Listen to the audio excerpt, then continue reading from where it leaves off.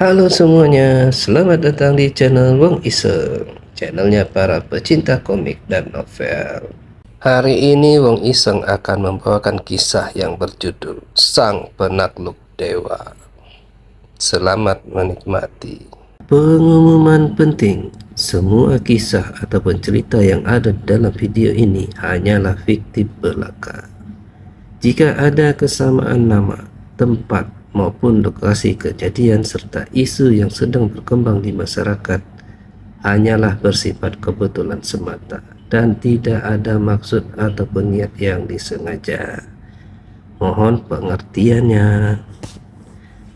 Mohon untuk tidak mengikuti perkataan ataupun perbuatan yang kurang baik yang ada di dalam video ini, karena hal ini hanyalah hiburan semata. Jika sudah mengerti, mari kita mulai ceritanya. Kisah ini diawali dengan penampakan pancaran cahaya ungu di suatu tempat, dan disusul dengan pancaran cahaya emas terang yang menyilaukan dari sebuah singgasana. Tampak sesosok pria paruh baya yang duduk di singgasana tersebut dan berkata, "Waktunya telah tiba." Dan tampak juga beberapa sosok lainnya yang tengah berdiri di sekitar pancaran cahaya tersebut, yang mereka juga terlihat menoleh ke arah pria paruh baya yang duduk di singgasana tadi. Dan pria paruh baya tadi pun kembali berkata, "Ragnarok akan dimulai." Dan kemudian tampak sosok pria muda tampan yang juga berada di dalam lingkaran cahaya tersebut membunyikan sebuah trompet. Dan kemudian tampak pemandangan pasukan dewa dan naga turun ke arah bumi. Dan di saat yang sama juga tampak pasukan raksasa, monster, dan makhluk undead juga ikut turun ke bumi. Dan beberapa saat kemudian tampak rombongan pasukan tersebut akhirnya telah sampai di bumi. Sesaat setelah mereka mendarat di muka bumi, mereka pun langsung terlibat dalam pertempuran sengit. Masing-masing pasukan dari setiap ras mengeluarkan kekuatan mereka masing-masing untuk dapat menghabisi lawan-lawan yang ada di hadapan mereka. Dan korban pun mulai berjatuhan dari masing-masing pihak yang terlibat di dalam pertempuran tersebut. Tampak sesosok monster raksasa menahan amarah dan menggemertakkan giginya. Dengan semangat berapi-api memberikan semangat kepada pasukannya. Dan kemudian tampak salah satu pasukan raksasa tersebut mengamuk dengan menggunakan balok kayu yang sangat besar. Tampak juga rombongan monster raksasa yang menyerang ke arah sekelompok manusia yang tampak panik dan berlarian untuk menyelamatkan diri mereka masing-masing. Beberapa di antaranya ada yang berteriak karena ketakutan, "Lari!" Di sisi yang lain tampak seorang wanita yang tengah berusaha untuk melindungi seorang anak laki-laki. Mereka tengah dikejar dan diserang oleh gerombolan monster.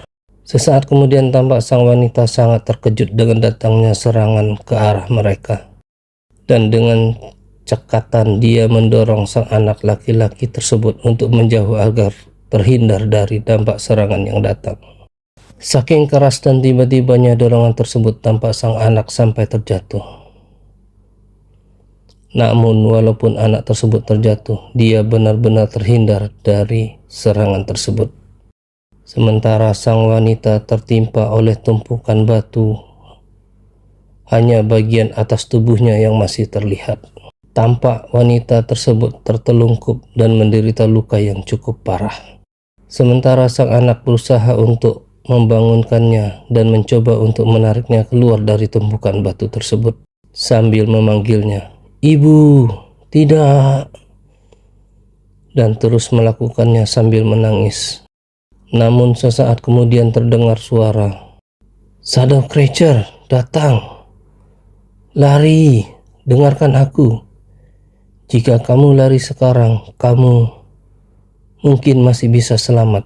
Suara tersebut datang dari sang wanita yang meminta anaknya untuk lari menyelamatkan dirinya. Sementara itu di belakangnya telah tampak sesosok monster raksasa dengan pedang besarnya, dengan aura membunuh yang sangat menakutkan. Dan tampak monster tersebut bersiap untuk menyerang. Dengan ketakutan wanita tersebut menjerit ngeri. Namun di luar dugaan, samar-samar tampak ada sosok yang datang dengan bersenjatakan pedang, yang langsung menyerang monster tersebut. Sehingga terjadi pertarungan yang sengit antara sosok tersebut dengan sang monster. Dan sesaat kemudian tampak sosok tersebut berhasil menebas kepala sang monster.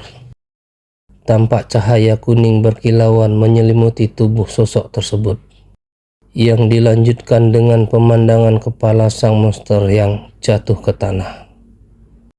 "Segera pergi dari sini, teman-temanku ada di belakangku," ucap sosok tersebut yang ternyata seorang pria yang menggunakan jubah. Dan di saat yang bersamaan sang pria tersebut juga mengarahkan skill penyembuhan kepada sang wanita tadi.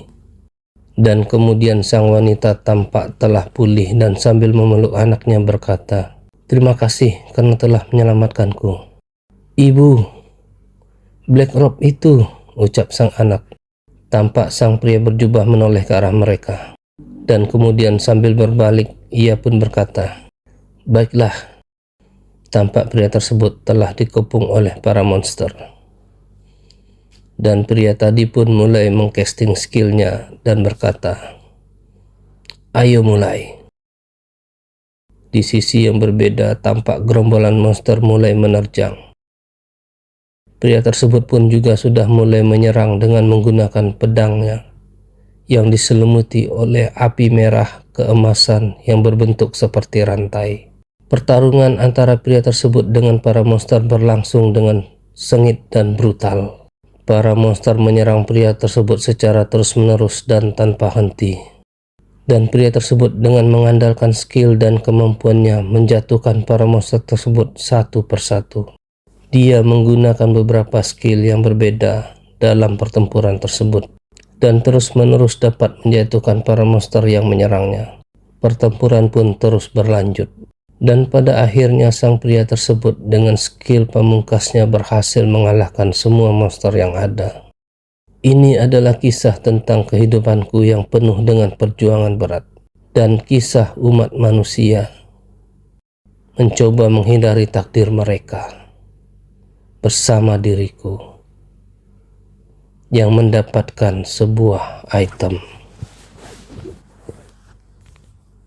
Kisah ini pun terus berlanjut. Dalam kisah ini berfokus pada para rider. Mereka adalah sekumpulan orang yang memburu shadow creature, menjarah harta, dan melindungi orang-orang. Itu adalah pekerjaan yang berbahaya. Tapi mereka akan dikenang sebagai pahlawan. Dan juga target iri hati. Itu adalah pekerjaan yang menginspirasi orang-orang. Seperti itulah jadi seorang rider. Tapi apa kau tahu? Jantung rider akan berdetak sangat kencang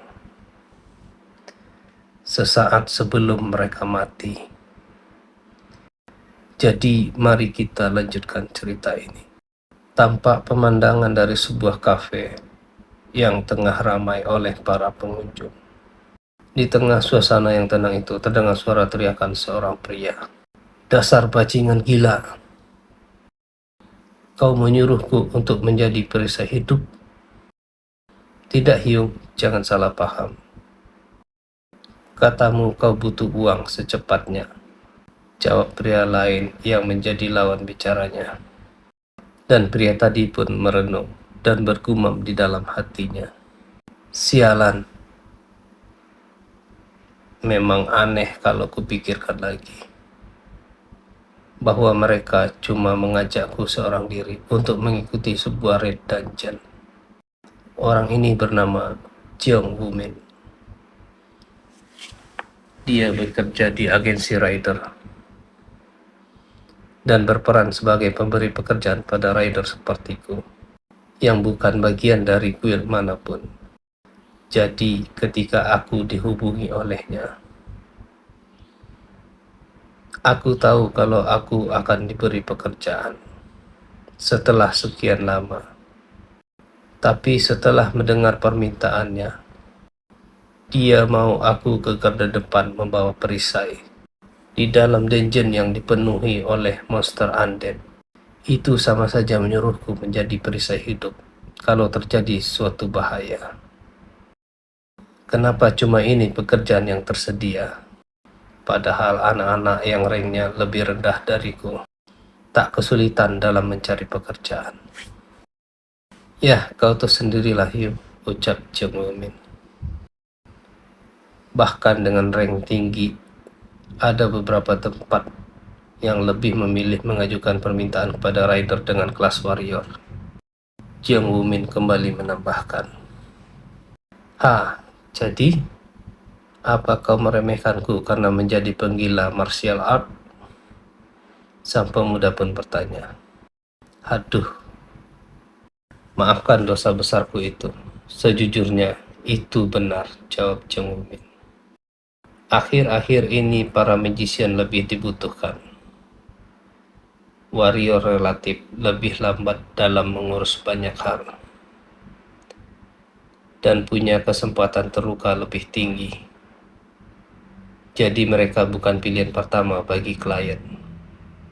Kenyataan memang pahit dibandingkan dengan magician yang memburu monster dengan aman dari jarak jauh. Warrior yang berada di depan cuma akan menerima lebih banyak luka. Apalagi kalau dalam pertempuran skala besar. Magician jelas akan lebih unggul. Aku paham semua itu. Padahal 10 tahun lalu tidak begitu. Tapi sekarang sudah tak ada tempat lagi bagi rider dengan kelas warrior. Sialan, aku seharusnya memilih magic waktu itu. 11 tahun lalu, saat aku kelas 3 SMP. Aku mendapat skor yang bagus pada Awakener Aptitude Test. Jadi aku berakhir diterima di Millais Academy, fasilitas pendidikan yang berspesialisasi di bidang pelatihan rider. Magic aptitudeku saat itu ada di 97%. Xiao Ina yang saat ini menjadi magician terhebat cuma memiliki skor aptitude sebanyak 92%. Jadi skor aptitudeku waktu itu bisa dibilang sudah melampaui seisi dunia. Di sisi lain, aku cuma punya 34% skor combat aptitude. Tapi pada akhirnya aku malah memilih combat. Bukannya aku punya alasan yang besar untuk memilihnya. Itu cuma karena waktu itu reputasi magician sedang sangat buruk. Mereka cuma digunakan sebagai alat pemberi buff. Karena mereka bahkan tak bisa mengalahkan monster dengan rank rendah tanpa ditemani oleh seorang kombatan. Tapi sekarang, user combat malah dipandang sebelah mata. Sedangkan user magic malah diagung-agungkan. Kalau saja aku memilih menjadi magician 11 tahun yang lalu, apa hidupku akan jadi lebih baik sekarang? Umumnya seorang rider akan berhenti berkembang setelah berumur 20 tahun.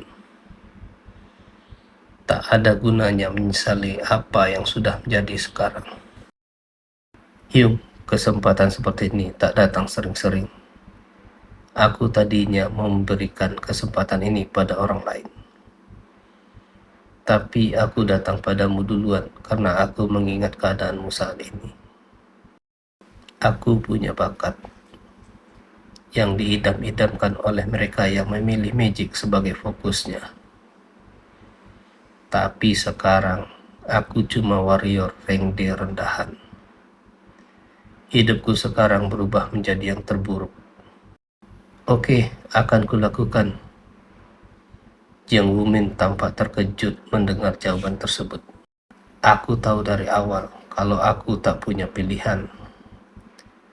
Demi bisa terus bertahan hidup, Aku tak boleh memilih-milih pekerjaan yang akan aku ambil. Ah, kau mengambil keputusan yang tepat, Hyung. Akan kukirimkan lokasinya nanti. Sampai jumpa di sana besok jam 8 pagi.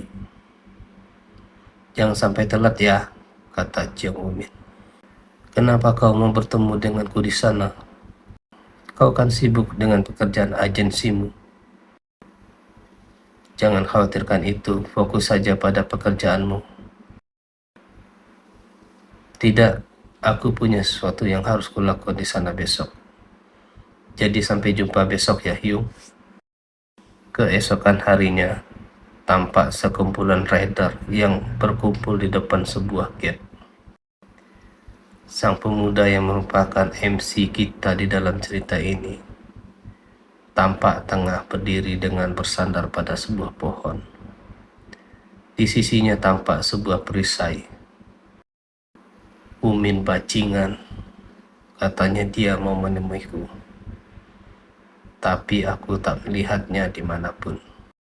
Padahal seharusnya dia bilang saja kalau tak bisa datang. MC kita tampak kesal dengan situasi ini.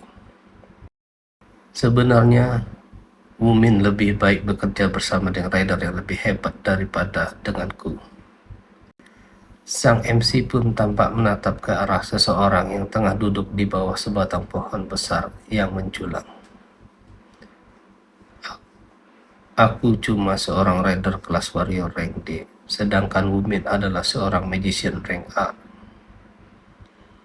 Aku tak tahu kenapa orang sepertinya mau bekerja di agensi rider. Padahal dia bisa saja bergabung dengan guild manapun yang dia mau. Tapi dia malah membuang waktunya di tempat seperti ini. Kalau aku jadi dia, aku akan... Renungan MC pun terhenti karena tiba-tiba terdengar sebuah suara. Dasar tidak berguna. Dan bukan cuma suara, MC juga merasakan aura aneh yang mengerikan. MC pun tampak tertegun dan terdiam. Namun dia pun tersentak oleh suara orang lain. Jaehyun, kita bertemu lagi. Tampak seorang pria yang menggunakan armor lengkap dan membawa perisai datang menghampirinya. Kamu juga ikut, Myung Ho Hyung? MC pun bertanya pada pria tersebut. Hahaha. Ya, tak banyak pekerjaan yang tersedia belakangan ini. Pekerjaan seperti ini mungkin berbahaya, tapi bayarannya cukup banyak. Kau benar, MC pun menimpali jawaban pria tersebut. Terutama karena tak ada tempat lain bagi kelas warrior kan. Pria tersebut memotong ucapan MC.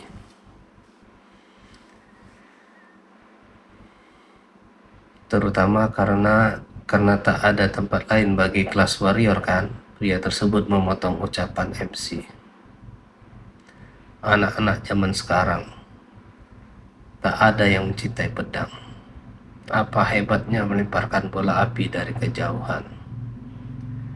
Pria itu melanjutkan ucapannya.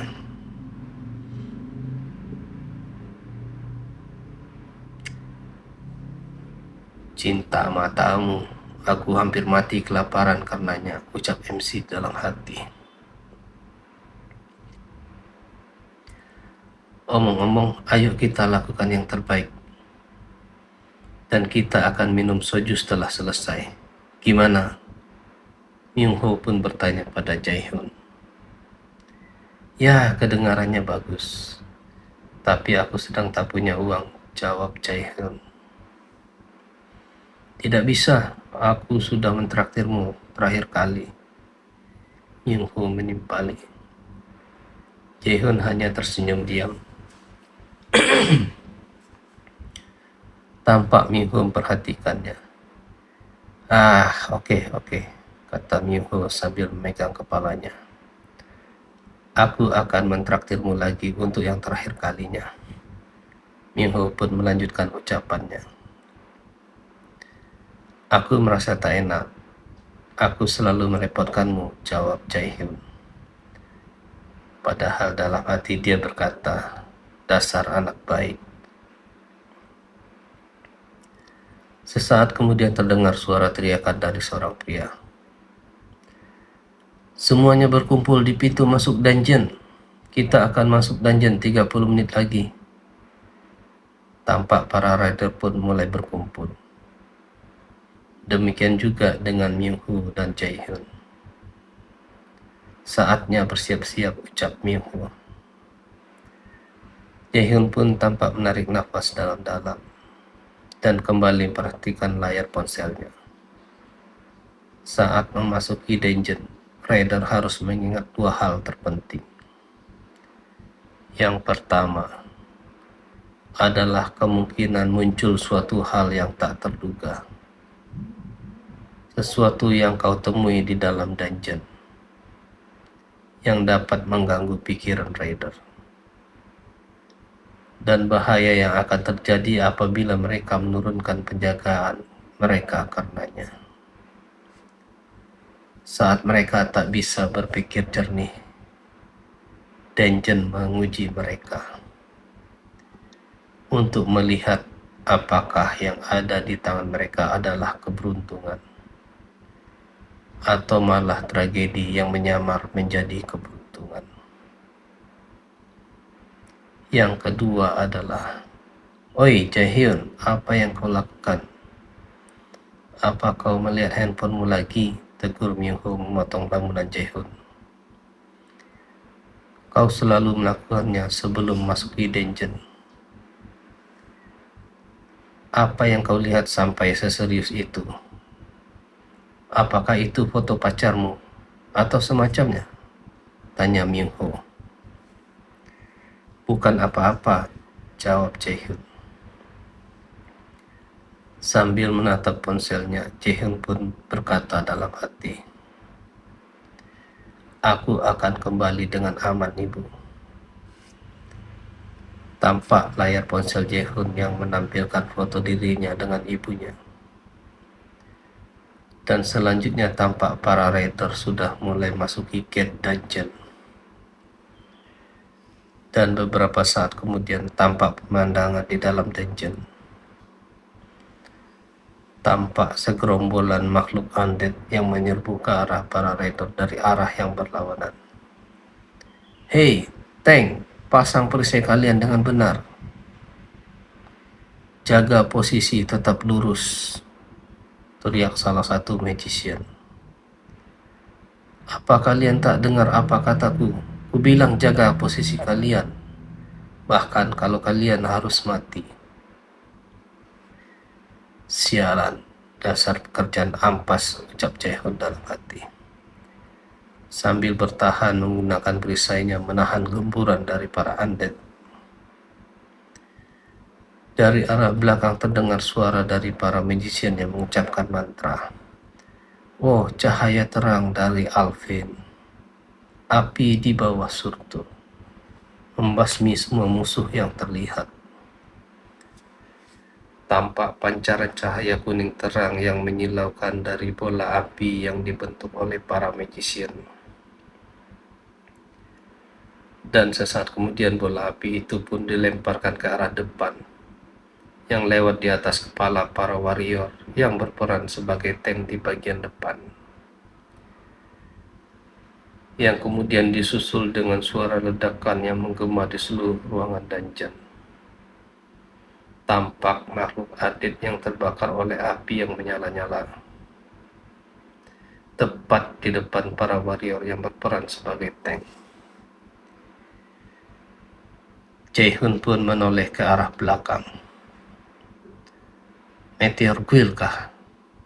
Mereka adalah guild magician yang belum lama ini disebut sebagai Rising Star. Kalau mereka bisa melakukannya sampai seperti itu, kurasa aku tak perlu khawatir akan mati. Dan beberapa saat kemudian tampak rombongan rider tersebut tengah beristirahat di dalam sebuah ruangan besar di dalam dungeon. Tampak Minho yang duduk baru saja meminum minuman dari botol minuman yang ada di genggamannya. Apa yang tersisa sekarang? Tinggal ruangan bosnya, kata Minho sambil menatap ke arah layar sistem miliknya. Memang tak mudah ya saat kau sudah semakin tua. Kalau aku tahu akan begini jadinya, aku akan lebih memilih leveling dibanding bermain-main waktu masa kecil dulu. Ayolah, kau masih lebih dari sanggup. Bahkan levelmu lebih tinggi dariku, Jae-hoon pun menimpani. Oh ya, apa kau dapat dropan yang bagus? Memang ada beberapa item hasil drop yang bagus, karena ini adalah dungeon rank E, ucap Minho pada Jae-hoon. Sambil menatap layar sistemnya, Jae-hoon pun berkata, tapi aku tak yakin. Aku cek dulu sebentar. Tampak Jae-hoon tengah memeriksa layar sistemnya. Apa ini? Tampak layar sistem milik Jae-hoon seperti sedang crash. Dengan perasaan bingung dan khawatir, Jae-hoon pun terus memeriksa layar sistemnya. Jae-hoon pun tampak bingung dan memegang kepalanya. Apa yang barusan terjadi? Tampak layar sistem menampilkan kotak jendela informasinya. Acer system telah mati. Koneksi dengan user akan diputus sementara. Acer sistemnya mati?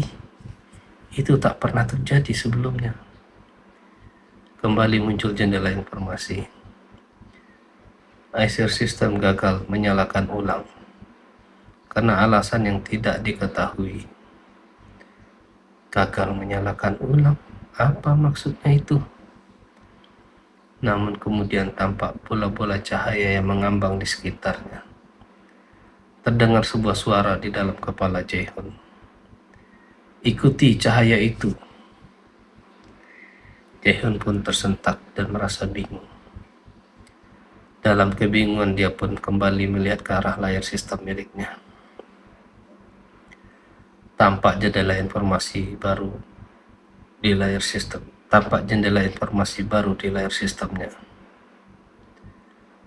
Sosok yang tak dikenal menyusup ke dalam Acer system, menjalankan perbaikan dalam safe mode.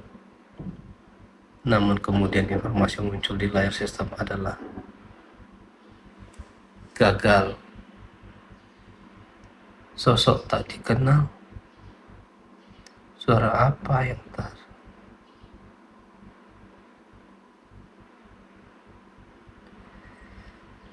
Suara apa yang dari tadi aku dengar ini? Apa tadi dia bilang? Ikuti cahayanya.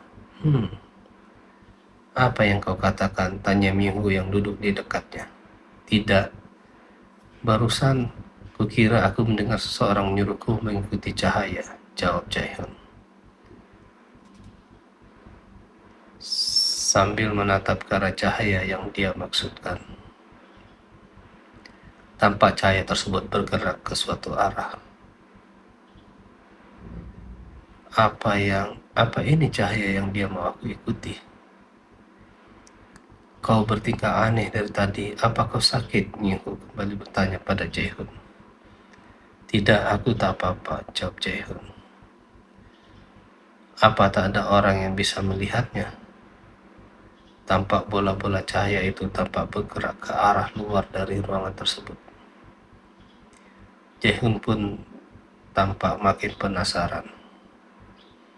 Aku harus meriksanya. Hei, kau mau kemana? Minho bertanya. Minho bertanya kepada Jae-hoon yang terlihat mulai berjalan ke arah luar ruangan. Ini cuma sebentar. Aku akan segera kembali, jawab Jae-hoon sambil berlalu. apa yang sedang terjadi sebenarnya. Jaehoon pun bertanya-tanya dalam hati. Baiklah Sobat Wong Iseng, untuk hari ini cukup sampai di sini dulu ya ceritanya. Nantikan update selanjutnya dari Wong Iseng. Sampai jumpa lagi.